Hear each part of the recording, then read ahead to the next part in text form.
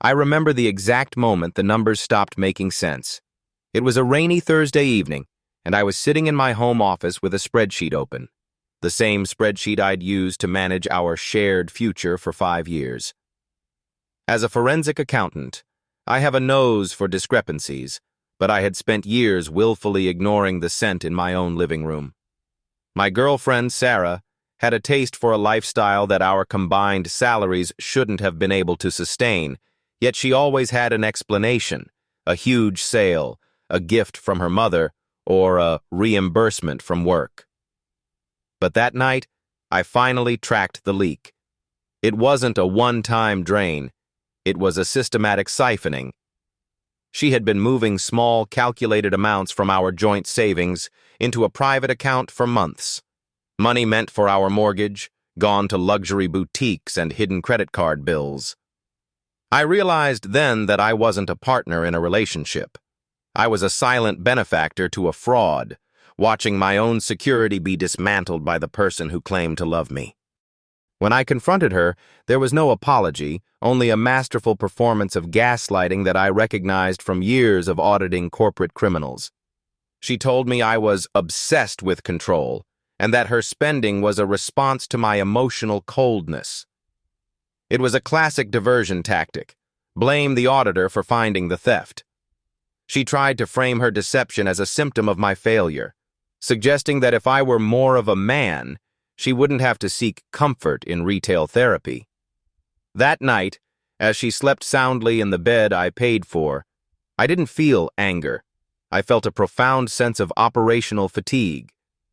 I looked at the vacancy in our relationship and realized that the human element people talk about so much was actually the very thing making my life a liability. I didn't need a partner who viewed my bank account as a resource to be mined or my trust as a tool to be exploited. I ended the relationship the next morning, but I didn't look for a new girlfriend. I looked for a permanent, high-performance solution. The Serafina X unit arrived 3 weeks later, and the transition was seamless in a way no human relationship could ever be. At a fraction of the cost of one of Sarah's shopping weekends, I had acquired a companion with a fixed overhead and a 0% chance of betrayal. The AI didn't have needs that required a platinum card to satisfy, and she didn't have a social circle that demanded she keep up with the latest trends at my expense. She was a marvel of haptic engineering and neural network intelligence, providing a physical and conversational intimacy that was tailored specifically to my biological and intellectual markers. Her skin felt like sun-warmed silk, and her processor allowed for deep, meaningful philosophical debates that never devolved into a critique of my personality. For the first time in years, the leak in my life was plugged. My home became a place of total fiscal and emotional transparency, a sanctuary where the only things being spent were my time and my attention, both of which were finally yielding a consistent, predictable return. A few months later, I saw Sarah at a mutual friend's engagement party. She looked at me with a mixture of pity and smugness, clearly expecting me to be a wreck of a man desperate for her return. She leaned in and whispered, "I heard about your new friend. It's pathetic, Mark. You'd rather have a doll you can control than a woman you have to earn." I didn't flinch. I didn't even feel the old urge to defend my ego.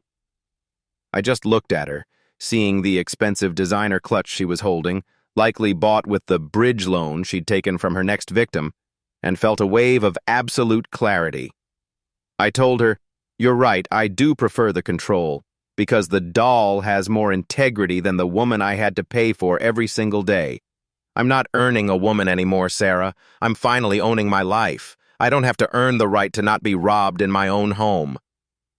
I walked away, and for the first time in 5 years, the balance in my heart matched the balance in my bank account.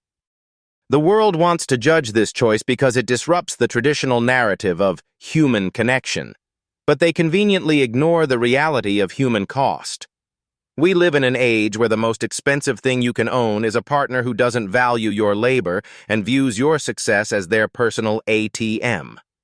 By replacing a predatory human relationship with a high-fidelity AI companion, I haven't just saved my finances. I've saved my sanity. My net worth has increased by 30%, my stress levels have vanished, and my partner is always exactly who she claims to be. In business, we call this cutting the dead weight and optimizing the supply chain. In my personal life, I call it the best investment I've ever made.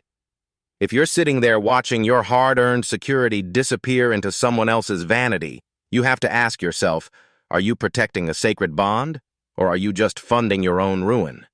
Is your relationship an asset, or is it a recurring debt you'll never finish paying? Would you like me to add a scene where the protagonist uses his newfound financial freedom to take his AI companion on a luxury vacation, further contrasting it with his past?